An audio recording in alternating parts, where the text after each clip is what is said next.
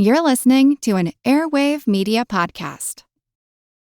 Hello, and thanks for joining Revolution 250. This is the place where we remember events that took place exactly 250 years ago this week. It's a short bonus episode from the American Revolution podcast where we can remember these important 250th anniversaries from the Revolutionary War.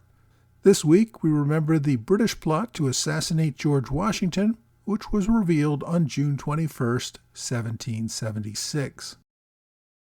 Prior to the arrival of the British fleet in New York in July, the Continentals controlled New York City. There were a few regiments of British regulars sitting on ships in New York Harbor. Also aboard these ships were royal government officials, including the royal governor, William Tryon. Some loyalists, however, remained in the city. One of them was Mayor David Matthews. Although he remained loyal to the king, Matthews kept a low profile and made no attempts to actually govern the city. Everyone knew that a British invasion of the city was coming, and David Matthews formed a band of men that would facilitate that invasion. Matthews attempted to organize an effort that would either kill or kidnap George Washington just as the British invasion began. This would hopefully throw the Continental forces into disarray and make the British invasion easier.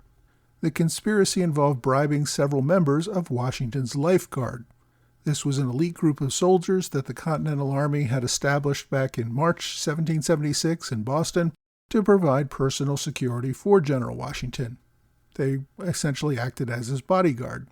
The plan was to have these men, who had Washington's trust, turn on him and kill or capture him as soon as the British regulars began their attack on New York. The conspiracy fell apart in June. One of Washington's guards, Sergeant Thomas Hickey, ended up in prison for passing counterfeit notes. The Irish-born Hickey had been a British regular who had deserted and then joined the Continental Army in Cambridge. Despite his past position with the enemy, he was selected to join Washington's Life Guards. While he was in prison for this counterfeiting rap, Hickey bragged to a fellow prisoner, Isaac Ketchum, that he was part of a conspiracy to kill Washington. After that, he was going to defect back to the British Army. Ketchum turned prison snitch and revealed the information in exchange for his own release from prison. Based on that accusation, Hickey faced a court-martial. He admitted to taking bribes from British agents, but he claimed he never intended to go through with it. He just wanted to take the money from gullible Tories. The court-martial did not buy this story, and it sentenced him to death. On June 28th, Hickey went to the gallows, the first Continental soldier executed by a court-martial. Most of the army and most of the city turned out to see the execution. It is believed to be one of the most widely viewed executions up until that time in American history. According to some other accounts, Ketchum exposed only that Hickey was conspiring to desert to the enemy, not kill Washington.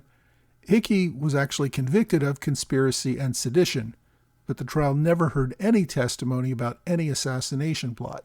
Whether Hickey really was part of the assassination plot or not, though, there did appear to be such a plot.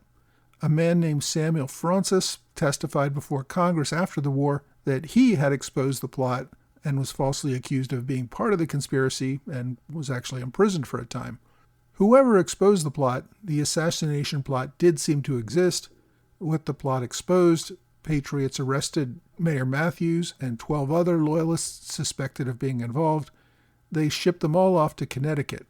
Matthews was placed under house arrest in the custody of his brother-in-law, who was a major in the Connecticut militia. Several years later, he escaped and returned to New York, which was by then under British control. Matthews then resumed his role as mayor of New York City, as well as a leader of the Tory militia there.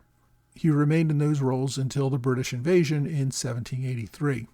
The Patriots never prosecuted anyone for the actual conspiracy to kill Washington, even though Hickey allegedly claimed that over 700 men were part of this plot. There simply wasn't any evidence to convict anyone.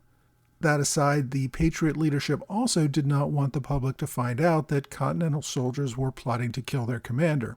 Also, for the civilians, there was still a problem that there was no treason laws on the books, except for those laws for committing treason against the king. I hope you've enjoyed this Revolution 250 moment. For more on the story, check out episode 93 of the American Revolution podcast, available at blog.amrevpodcast.com. Please subscribe for free to the whole podcast on whatever platform you like. Thanks again for listening to this Revolution 250 moment on the American Revolution podcast.